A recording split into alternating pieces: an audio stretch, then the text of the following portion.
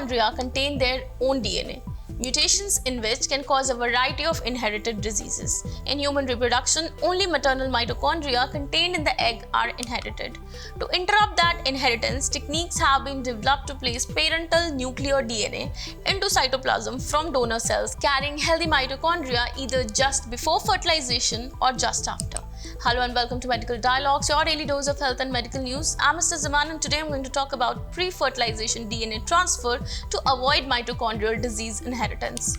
Transferring the nuclear genome from one egg into the cytoplasm of a donor egg is a strategy to enable women carrying mutations in their mitochondrial DNA to have healthy babies.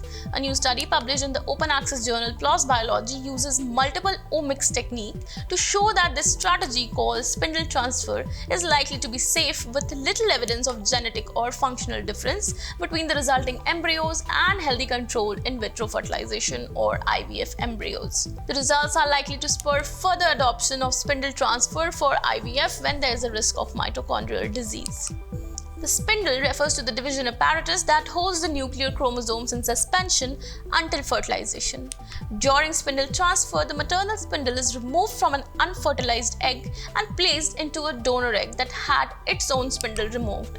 Spindle transfer has been used clinically, but there remains question about its safety. To shed light on this question, the authors performed 3 different types of analysis on single cells from 23 blastocysts following spindle transfer and compared them to 23 control IVF blastocysts. They found no difference in DNA copy number, a measure of genomic integrity between spindle transfer and control blastocysts.